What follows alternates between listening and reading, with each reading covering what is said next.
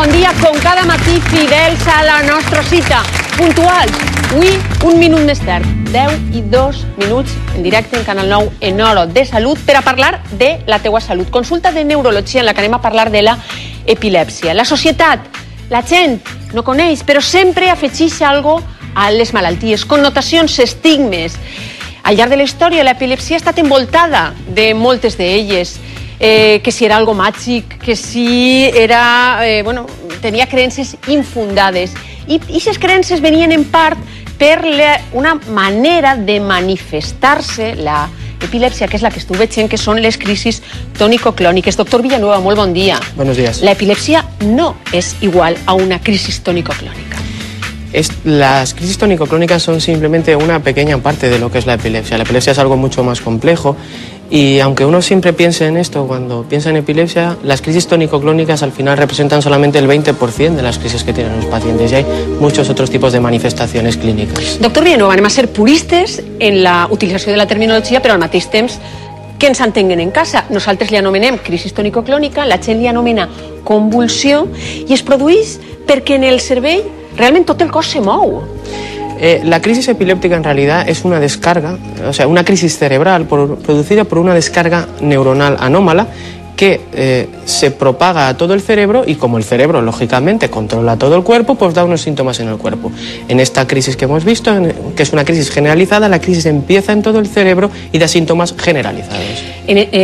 Crisis com aquestes, doctor, apareixen en quin percentatge aproximadament de malalts? Como te decía anteriormente, aparecen un 25% aproximadamente del total de las crisis.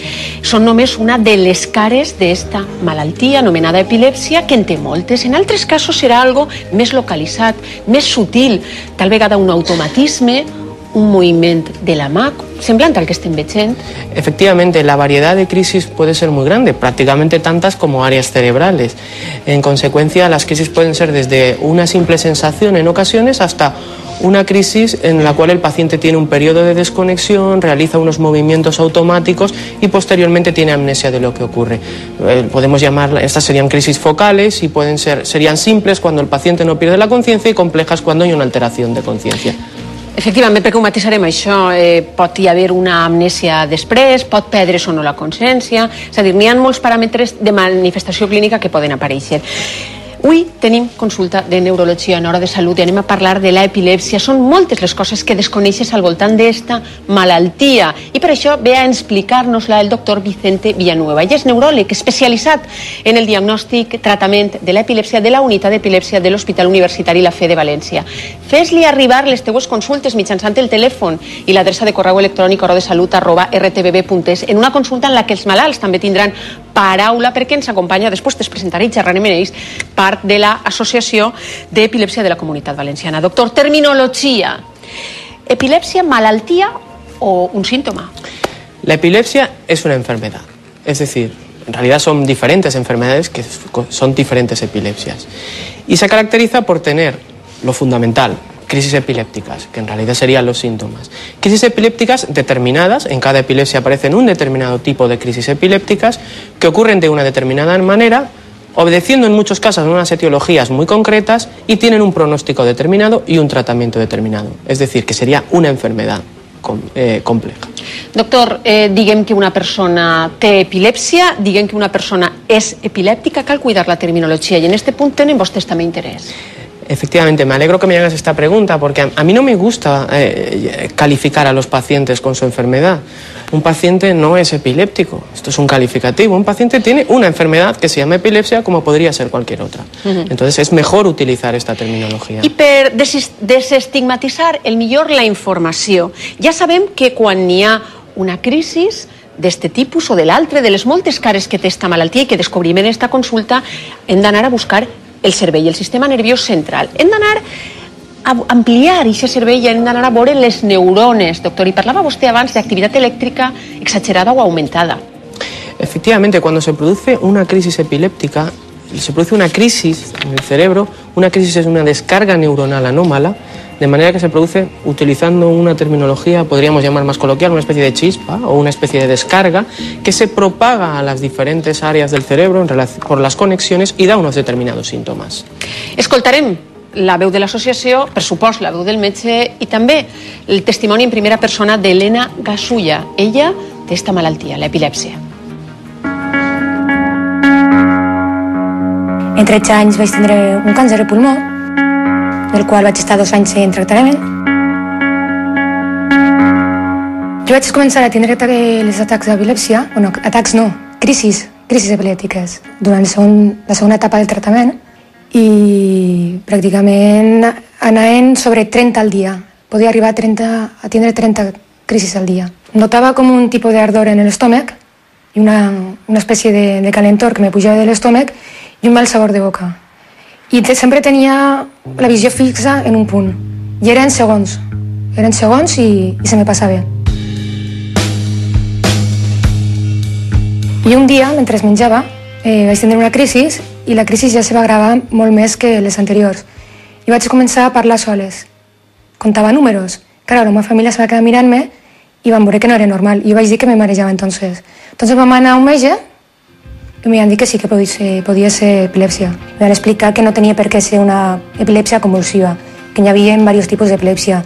Epilèpsia d'ausències, epilèpsia convulsiva, hi ha diversos tipus d'epilèpsia. I jo tenia això, un tipus d'epilèpsia d'ausències. Jo vaig parlar amb el doctor, me va dir que se podia operar o podíem seguir medicant-nos. Entonces, ell me va dir que hi havia un risc, que podia tindre pèrdua de memòria i podia tindre després pèrdua física també. Al final no res, vam decidir operar, me va dir per quina part tenia que operar, per l'òvul dret, que extraurien la part afectada i traient la part afectada, segons ell, ja no tindríem més crisis, i així ha sigut. L'operació va ser fa quasi 2 anys, 2 anys i mig. I des d'entonces estic estupenda.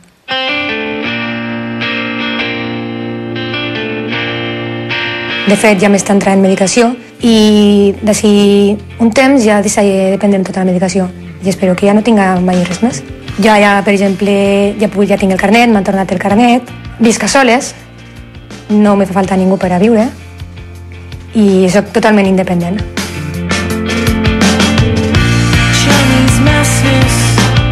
Hi ha moltes vegades que un té que passar per algo dur, no?, per a superar-se.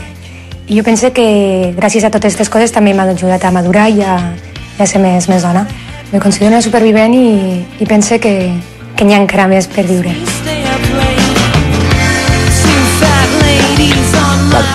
Sentir als malalts per a que ens conten el que necessiten, doctor, perquè la societat s'encarrega d'afegir falses idees. De fet, quan vostè s'assenta en alguna consulta després de fer les proves pertinents, la valoració, i li diu que vostè epilèpsia, la sensació del malalt deu de ser de molta por, ¿no? Efectivamente. Es curioso que cuando diagnosticas a alguien de una epilepsia es una noticia fatal, porque uno asocia esta enfermedad con cosas malas. Y yo creo que es todo lo contrario. La epilepsia es una enfermedad neurológica que tiene muchas opciones de diagnóstico, muchas opciones de tratamiento, y esta sensación que tienen los pacientes es algo por falta de información, y esto es lo que tenemos que tratar de mejorar. Perquè avancem, tenim ferramentes per a controlar la major part dels casos. Doctor, la societat diu que a lo millor quan tens una crisi el cervell, les neurones de tanta descàrrega se poden dañar, poden quedar seqüeles greus, inclús una discapacitat psíquica. En general esto es falso. Es verdad que en ocasiones, cuando un paciente tiene lo que llamamos un estatus epiléptico, es decir, crisis que no se cortan, puede haber un daño cerebral, pero en general el tener una crisis no hace que uno pierda neuronas. Les persones, moltes d'elles jóvens que tenen epilèpsia, doctor, no poden portar una vida normal. Això diu la societat. Tenen que estar entre cotons i, de fet, no poden ni tan sols quedar-se embarassades en cas de ser dones. Esto, una vez más, vuelve a ser falso. Es decir, las pacientes que tienen una epilepsia pueden quedarse embarazadas. Lo remarco. ¿Qué sucede? Hay que hacer un seguimiento especial del embarazo, hay que preparar el embarazo, hay que tratar de reducir la medicación, de optimizar la medicación y luego hacer un seguimiento, pero pueden quedarse embarazadas. Doctor Villanueva, no poden conduir. ¿Això diuen? Efectivamente, hay que tener cuidado con esto. Es decir, un paciente con una epilepsia, la legislación española dice que hay que estar un determinado periodo sin conducir, pero una vez esta epilepsia está controlada y se pasa ese periodo, según el tipo de carné este periodo varía, se puede conducir. Por tanto, eso és falso també. Molt bé, se pot conduir, se pot treballar, se pot portar una vida normalitzada i, sobretot, amb el recolzament de les associacions. El nostre públic d'avui ve de la Pobla del Duc, però entre ells se troben membres de l'Associació d'Epilèpsia de la Comunitat Valenciana, concretament la seva presidenta, Llanos Solve, bon dia, Llanos, també la seva vicepresidenta, Mercedes, la psicòloga, bon dia a les tres. Llanos, per què una associació? És a dir, què necessita saber la societat de l'epilèpsia? Quines idees equivocades té? Ideas equivocadas son todas. Todo el mundo se piensa que somos bichos raros, que no podemos llevar una vida normal, y es uno de los objetivos que tiene la asociación, el de mostrarle a la sociedad de que no es así. Hay un tanto por cien muy pequeño que efectivamente no puede llevar una vida normal, pero como muchas otras patologías. Quines són les primeres inquietuds de la persona que arriba? Sobretot intenteu que arribi pronte, no?, a l'associació, que contacte pronte amb vosaltres. Sí, la asociación lo que intenta sobre todo es eso, que ayudar a toda esa persona que le acabe de diagnosticar una epilepsia. Y sobre todo, pues hay muchísimos medios. Están los propios neurólogos que nos reparten nuestra publicidad. Entonces, ¿qué es la forma más directa de llegar al paciente? Luego, mediante página web, que también tenemos una, forma telefònica, medios de comunicación, i luego pues el boca a boca. I moltes activitats de difusió que feu, perquè així hem servit de plataforma d'algunes d'elles. Quin és l'àmbit de l'associació i com contactar amb vosaltres? Nosotros nos movemos a nivel de Comunidad Valenciana. Nos vemos en estos momentos más en Valencia porque tampoco tenemos una infraestructura como para llegar a Alicante o Castellón. Espero que algún día la tengamos, pero por ahora pues no nos da para más. Estem sobreimpressionant, telèfon, pàgina web. L'últim missatge que tu voldries deixar seria un missatge, Llanos, de normalitat? Sí, sobre todo normalidad. Se puede llevar una vida normal, somos normales. Molt bé. En aquest missatge tanquem la vostra entrevista. Moltíssimes gràcies a l'associació. Estarem durant la consulta sobre impressionant i aquests telèfons. Gràcies, un aplaudiment merescut. Doctor, són moltes les quidrades que estan arribant. Vaig a comentar-li jo una perquè hem tingut una fallida en el telèfon. Isabel de Albal, la xiqueta de 12 anys, va tindre una crisi i després dels estudis pertinents li han dit que té una epilèpsia. Des d'aquest moment, afortunadament, i en la medicació no ha tornat a tindre crisis, però té moltes cefalees, mal de cap. ¿Té algo que veure? En general no tiene nada que ver. Lo que sucede es que a veces en un mismo paciente hay lo que llamamos comorbilidad, que es la presencia de dos enfermedades diferentes. Tanto la epilepsia como la migraña o la cefalea son enfermedades frecuentes y en ocasiones pueden unirse en un determinado paciente.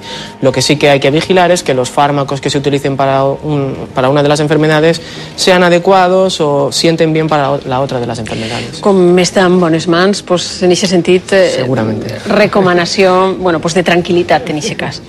Doctor, ¿cuántas personas es calcula que tienen epilepsia, así a la Comunitat Valenciana o en España? ¿Quién es la prevalencia de la malaltia? Bueno, esto es muy frecuente. O sea, una crisis epiléptica a lo largo de la vida la puede tener entre un 3 y un 10% de la población. O sea, es muy frecuente. Y una epilepsia, es decir, crisis epilépticas de repetición, entre un 0,7 y un 1% de la población. Es decir, una cantidad enorme de personas. Llevar falses idees. La primera, que no totes les epilèpsies se manifesten com a convulsions, que és el que tu coneixes com a crisis tònico-clòniques. Moltes manifestacions, doctor, depenent de la zona del cervell. Anem a comentar algunes localitzacions i sobre elles vaig fent-li jo preguntes. Alguna, per exemple, típica? Muy bien.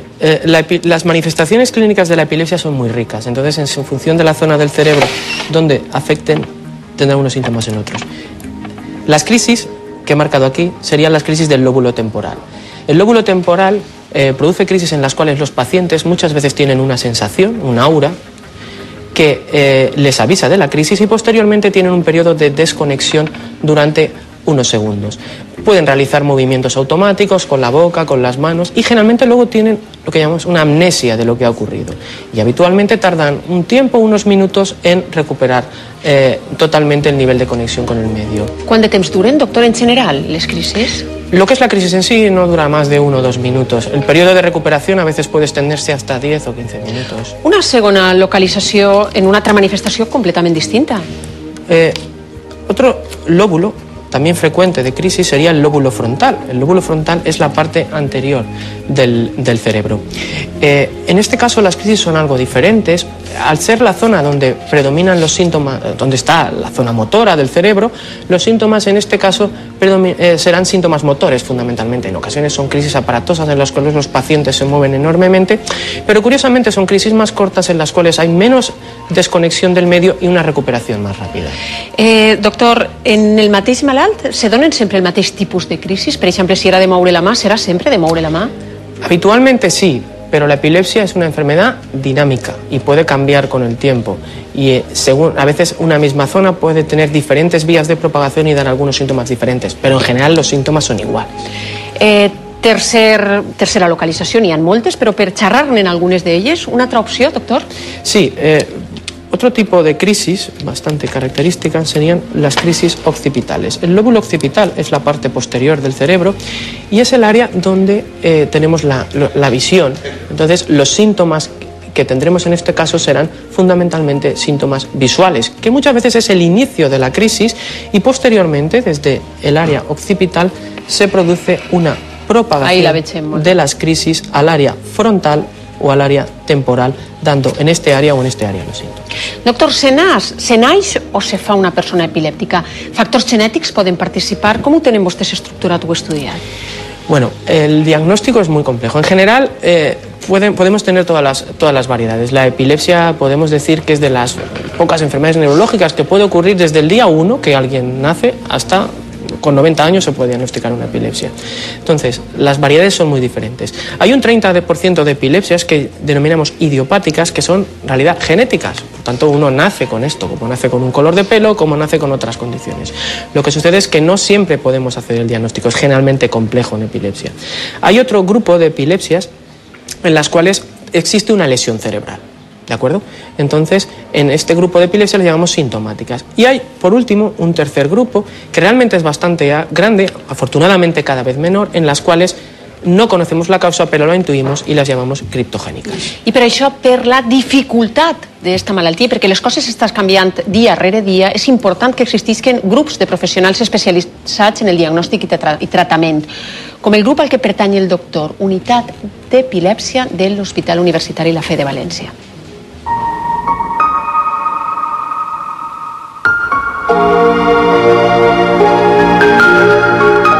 Nos encontramos en la unidad de epilepsia del Hospital La Fe. Esta unidad es una unidad para el diagnóstico y tratamiento de las epilepsias. El paciente ingresa y entonces lo que se hace es colocarle una serie de electrodos en cuero cabelludo, con los cuales va a estar conviviendo durante una semana aproximadamente. El paciente está conectado a un aparato que le permite una movilidad amplia en lo que es el espacio de la habitación. Las cámaras son fijas, luego el paciente lo que no puede es salir de esa zona. Por lo demás, pues puede realizar cualquier tipo de actividad, leer, actividad de ocio, estar tumbado, estar sentado, hablar, estar acompañado. ¿Qué es lo que se pretende con esta prueba?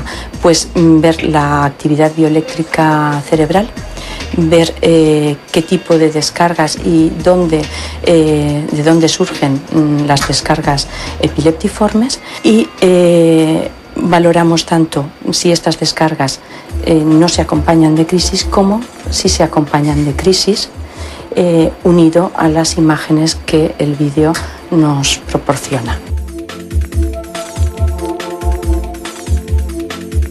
La prueba nos sirve para tener un diagnóstico más preciso de la epilepsia que sufre el paciente y en muchos pacientes para plantear un tratamiento quirúrgico. Cuando el paciente ingresa en esta unidad, muchas veces precisa la retirada de las medicaciones que habitualmente está utilizando para el control de las crisis. ¿Por qué? Pues para poder ver el mayor número posible de crisis. En otras ocasiones, pues si hay situaciones que puedan desencadenar al paciente las crisis, pues las reproducimos. Entonces, cuando se produce una crisis, Esas descargas llevan un proceso en el tiempo que nos permite ver pues, dónde se inician, cómo se desarrolla durante la crisis, cómo va variando durante la crisis y su finalitzación.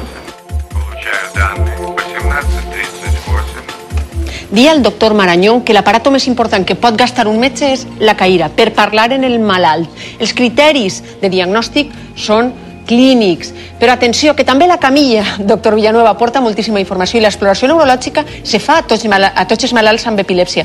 No sé quina és la informació que aporta. Bueno, la exploración neurológica es fundamental como en todas las enfermedades neurológicas y la epilepsia es una de ellas. Entonces exploraremos al paciente minuciosamente, exploraremos pares craneales, siga mi dedo por favor, veremos el seguimiento ocular, que es correcto. En ocasiones nos permite valorar si existen efectos adversos con la medicación al hacer el seguimiento ocular del paciente.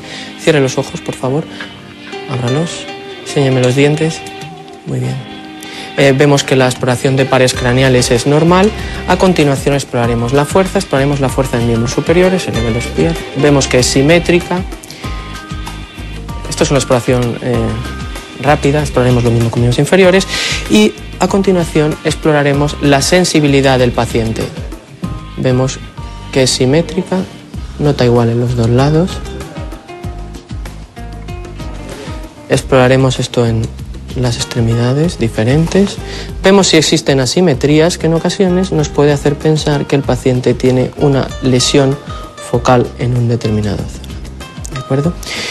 Y por último, exploraremos los reflejos, de manera que veremos que estos son simétricos en ambos lados, vemos que son normales.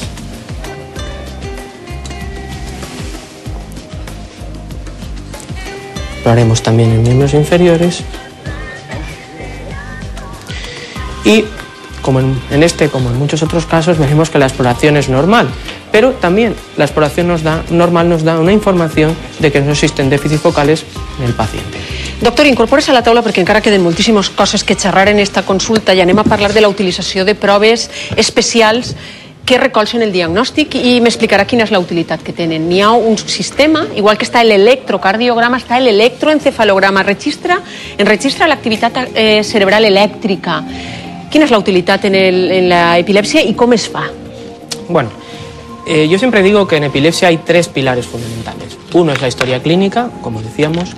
Otro es el electroencefalograma y en tercer lugar la neuroimagen. El electroencefalograma lo que va a medir es la actividad cerebral del paciente. Y hemos de individualizar en cada paciente qué tipo de registro queremos.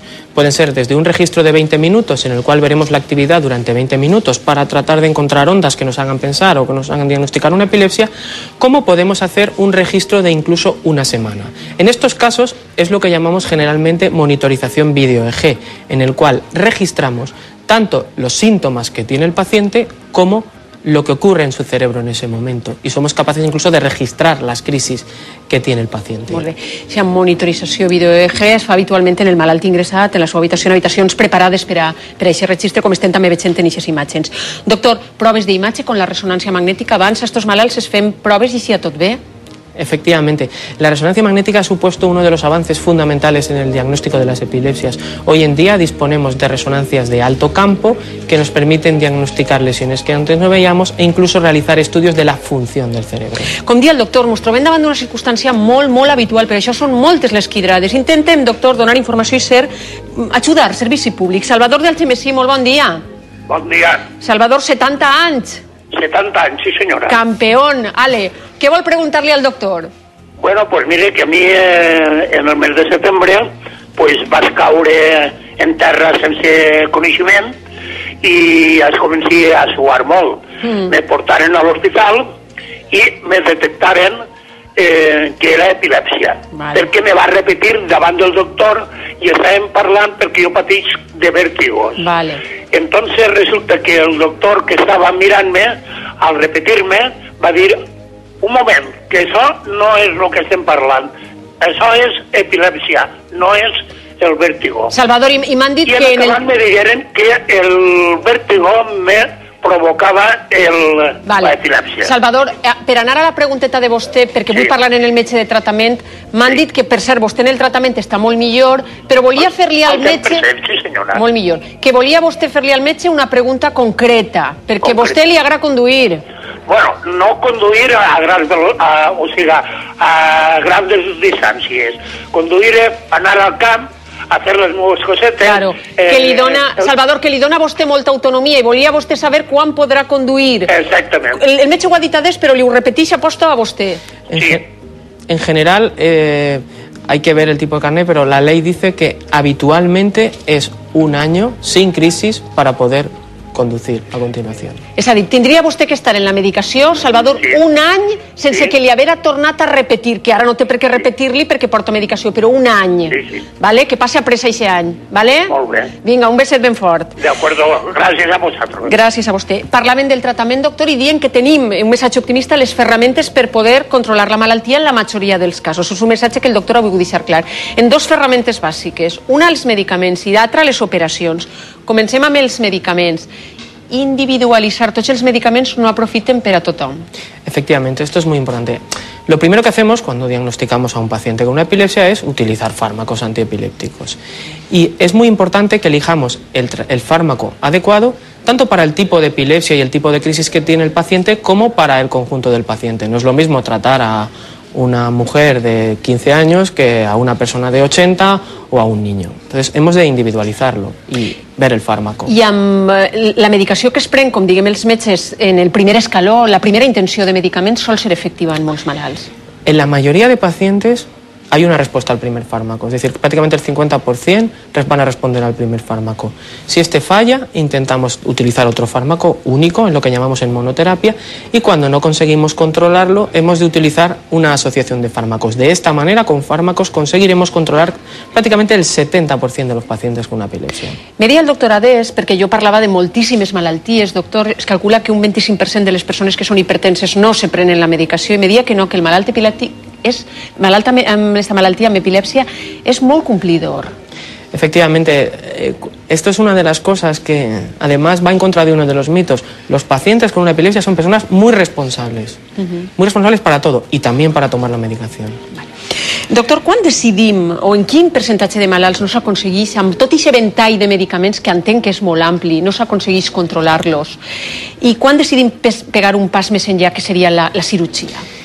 Un 30% aproximadamente de los pacientes que tienen una epilepsia no vamos a poder controlarles con fármacos o con diferentes asociaciones. En realidad, en este grupo estaría indicado el valorar otros tratamientos. Y uno de los tratamientos, evidentemente, sería el tratamiento quirúrgico. Para ellos tendríamos que hacer una evaluación prequirúrgica en una unidad, con un equipo multidisciplinar experto en el tema, y de ese grupo el 5% aproximadamente serían candidatos a cirugía. Doctor, si li sembla, se n'anem a la fe, vegem un reportatge sobre les opcions quirúrgiques en epilèpsia, cirurgia de l'epilèpsia, i després parlem.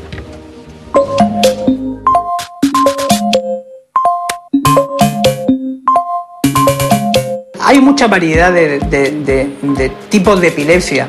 Desgraciadamente nosotros podemos acercarnos a la cirugía no más del 20-30%. Pues nos encontramos un paciente de una edad media de en torno a los 50 años. Normalmente suelen ser epilepsia desde la infancia, que no han respondido a los tratamientos médicos convencionales, incluyendo varios medicamentos, varios antiepilépticos. Y entonces las características de la imagen que nosotros hemos visto en la resonancia nos hacen pensar que forma parte de lo que se llama el grupo de las epilepsias temporales. En las imágenes y la información con pruebas especiales nos hacían pensar que era la parte del hipocampo del lado derecho de ese enfermo la que estaba produciendo toda esta descarga, Y el paso siguiente, en el campo operatorio, cuando alcancemos el cerebro, será localizar la zona, básicamente es la parte profunda del lóbulo temporal, que colocaremos una serie de electrodos, y si esos electrodos nos confirman la actividad epileptógena, tendremos que extirpar concretamente el hipocampo, es decir, la parte profunda que está generalmente muy relacionadas con la descarga epiléptica. La neurocirugía debe de ser fundamentalmente una cirugía segura, en todas las neurocirugías, pero en la cirugía funcional más, porque de lo que se trata es de mejorar la calidad del paciente. No es una cirugía oncológica de vida o muerte, es una cirugía para ayudar al enfermo. Tenemos una máxima los cirujanos, es decir, el paciente tiene que entrar al quirófano como ha salido. Es un terreno resbaladizo, porque estamos tratando regiones que están relacionadas con la memoria, zonas del cerebro incluso con lo que sería nuestra propia esencia.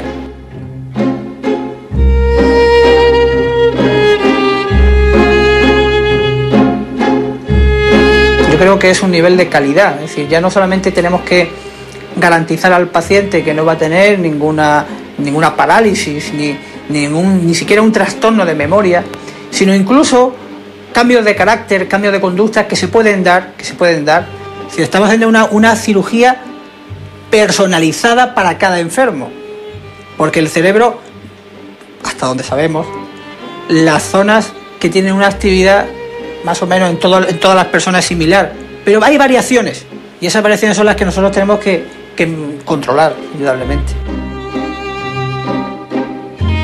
Doctor Villanueva, el doctor Gutiérrez deia una cosa interessant en el vídeo. Claro, jo no vaig a intervindre una zona sense tindre clara que aquesta zona és la responsable, és a dir, és la que té l'activitat epileptògena. I en aquest sentit ajuda molt tots els estudis previs que se li fa al malalt. Efectivamente, eso es fundamental.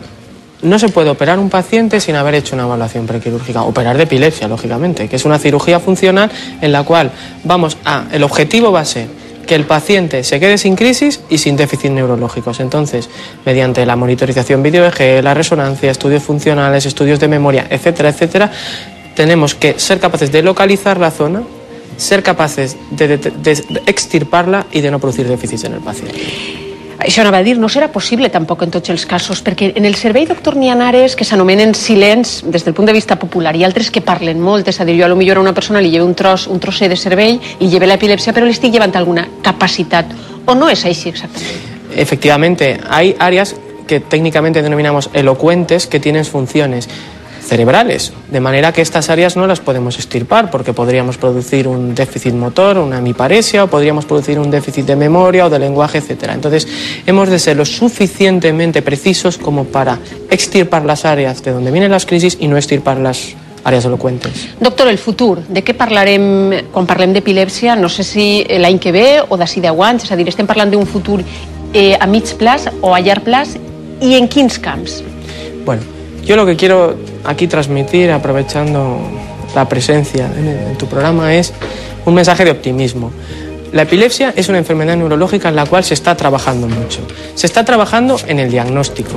Hay diferentes técnicas de neuroimagen que cada vez son mejores y nos permiten diagnosticar más lesiones, estudios electroencefalográficos, unidades, incluso estudios genéticos que nos permiten diagnosticar un pequeño grupo de pacientes.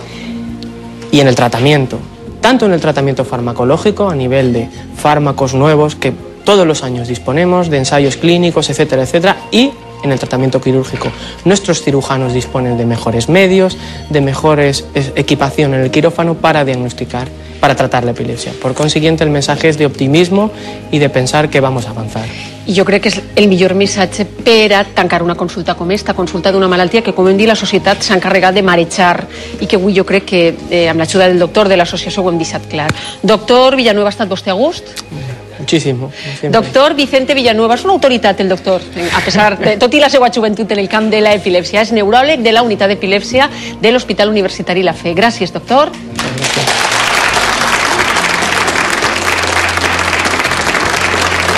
No canvieu, no se n'aneu, que el programa no s'ha acabat. Sabeu que és dimecres i que el dimecres tenim secció de cuina saludable.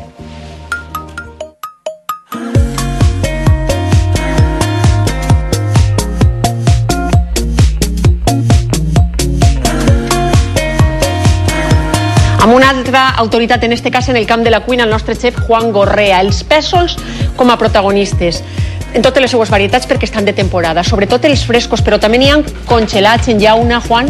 Sí, tenim en conserva, Maria José, que són estos d'ací, que veu que tenen un color completament diferent, que es podem utilitzar pues, per una manera ràpida de tindre en casa i poder fer una amanida o un saltejat molt ràpid. Després tenim els congelats. Els congelats tenen les mateixes propietats que els frescos i sempre poden tindre-los tota la temporada, tot l'any. I després els frescos, que són espectaculars, mireu la diferència. Esta és la vaina i estes ja que estan desgranats, un tamany més gran i molt més dolços que els que ja venen congelats. I avui anem a utilitzar-los per fer una crema de pèsols amb tonyina i en una sèrie de verduretes. El primer que res, pues anem a fer un saltejat en la verdureta, en la seva tendra. Tallarem primer a tiretes i després anem a tallar-lo molt menut. També dir-vos que els pèsols únicament per fer la crema el que anem a necessitar va ser coure-los en aigua, en un poquet de sal i un poquet d'oli d'oliva, aproximadament uns 14-15 minuts i després triturar-los, que és el que han fet i ja tenim la crema feta i així calenteta. Primer que res anem a saltejar el que és la cebeta tendra, un poquet de sal i un bon rai d'oli d'oliva. A continuació anem a passar a trossejar la resta de verduretes, en este cas un poquet d'esta pebrera verda, que en un poquet va ser prou. Farem el mateix, primer farem unes tiretes i després el tallarem a quadradets xicotets. A continuació, un viatge tinguem tallat el que és la pebrera verda, la passarem a la paella. Passarem després a l'altra pebrera, la roja, una pebrera preciosa, carnosa i molt aromàtica i molt sabrosa. Farem 3/4 del mateix. Primer tallarem i després a tallar-ho molt menut.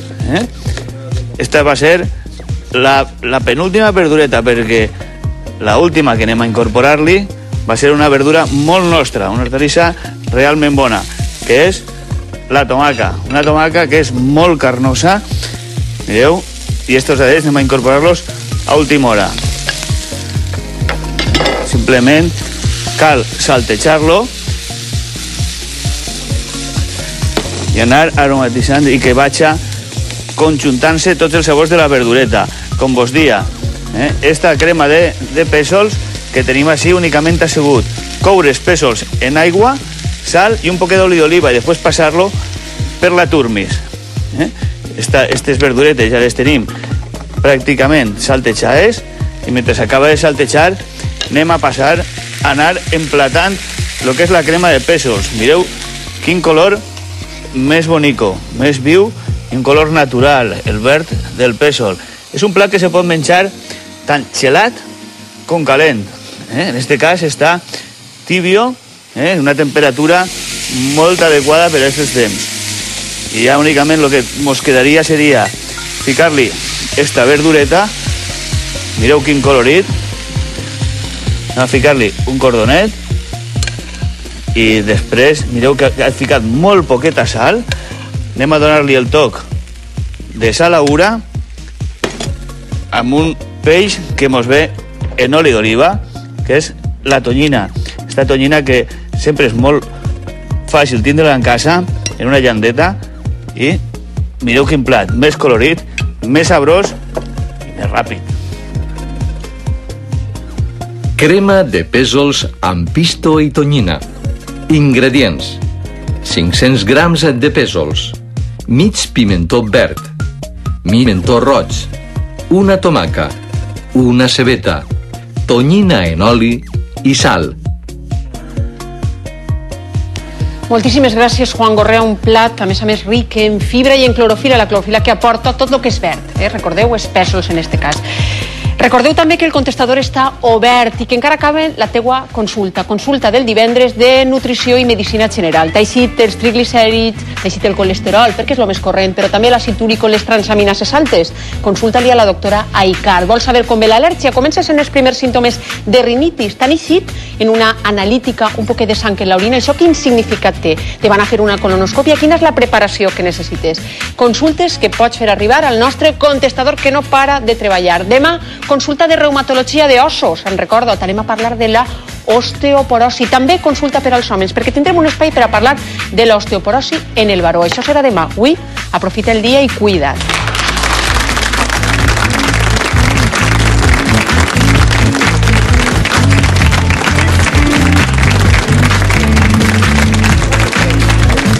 I en el pròxim programa...